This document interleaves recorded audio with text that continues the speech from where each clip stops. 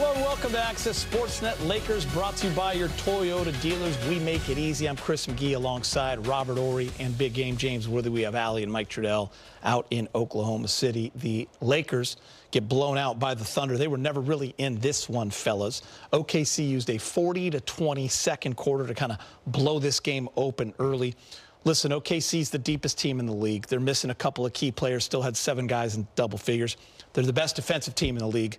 Statistically and in every way possible, they're the first team to hold the Lakers to 100 points. Lakers only 92 tonight. And Big Game, they're the front runners, bottom line, to repeat as champions, at least early in the season. They're 12-1. They're on their way, Geeter. Reminds me of some of the great dynasties of the past. You know, Robert Ory's team. Remember, you didn't mention his team at halftime. He's talking about the 80s. But it does remind me of, you know, some of the greats. You know, Chicago, San Antonio, Lakers. You know, they have a formula, and you know, once you get the formula, you know, and you believe in it and it works for you, all you do is stick in different parts, and it doesn't matter. This team is strong, you know, Gita, you mentioned that Shea has sit out 7 fourth quarters. 7 of 12 fourth quarters. See, he has not been in the game. That reminds me of championship teams that take care of business. They're resting. But they take away whatever you think you're going to run offensively, they just take it away. No pick and roll. You got to move the ball a lot and make that defense work. I just don't think the Lakers' offense was conducive to the type of defense that Oklahoma was playing tonight. Their bench performed well, over 20-something points, maybe more. They're 49. So, yeah, that's a well-oiled team ready to repeat if nobody gets in the way of them. Machine. Yeah. Well, let's give credit what credit's due. This is the only time this team is ever going to get credit for anything. The Clippers. Let's give credit. Talking about the Shea Gilgeous trade? Yes, the Shea Gilgeous trade and all the picks they got. So Sam Presti, you get a worthy clap, but not from me. But you got to look at the way this team was constructed from day one. They put all these young pieces together, and they waited. You know, you think about, you know, the trust the process, what the Sixers tried to do. But the one thing that they did, they stayed healthy. They kept, meaning the OKC kept trusting the process. They brought in these young players. And they didn't just bring in young players because they were, you're the most talented.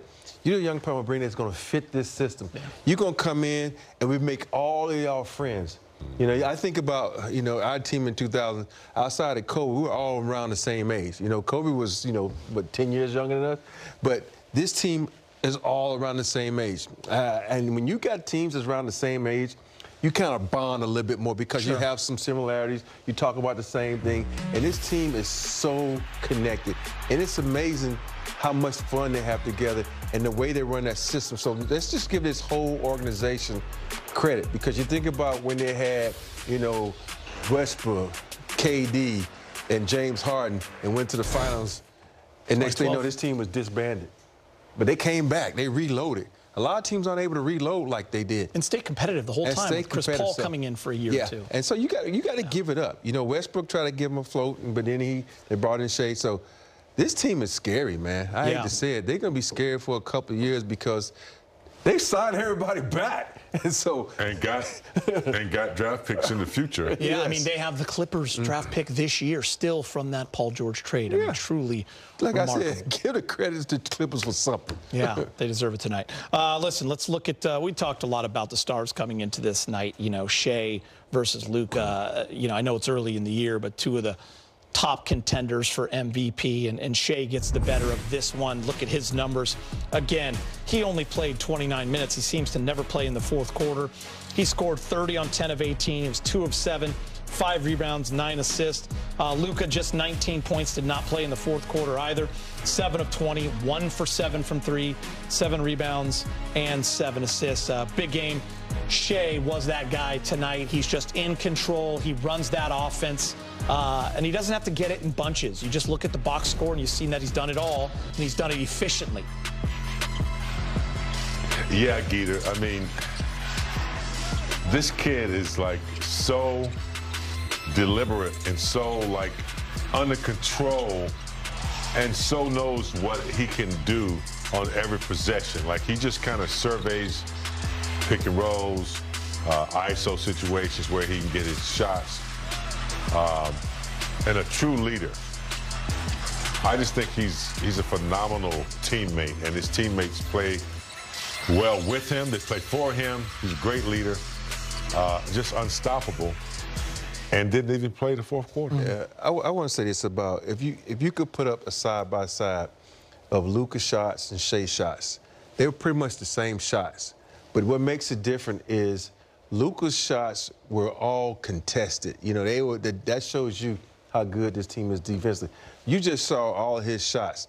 Only one shot was really contested, and he used, like Shaq would say, some feet work, got around him, and got a layup.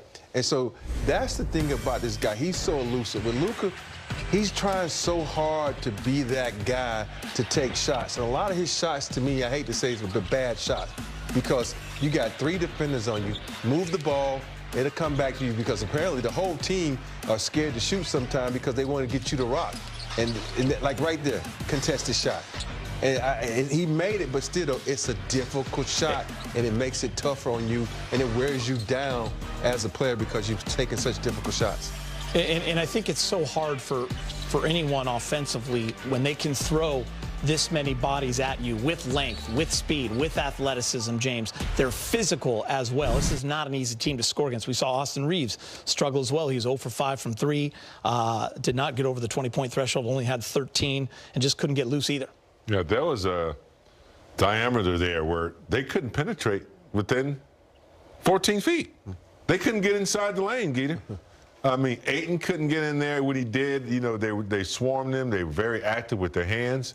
So when you can't get high percentage shots and you're dependent on long jumpers, and those long jumpers turn into long rebounds, and they get out and run and fast break, and the way they run their offense, I mean, everybody's a threat.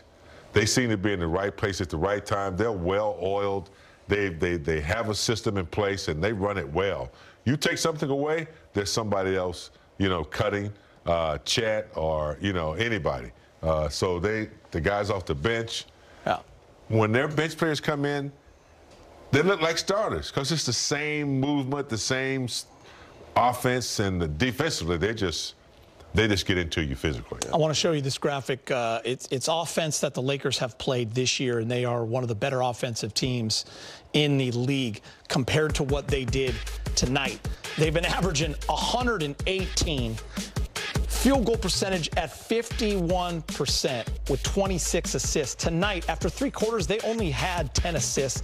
Point differential you see at -29, and they only scored 92. So credit the #1 defense in the league, and the next time the Lakers play them isn't going to be till February, so you have a long time to work things out. You'll also hopefully have LeBron James, because you're going to need another ball handler against a team like this.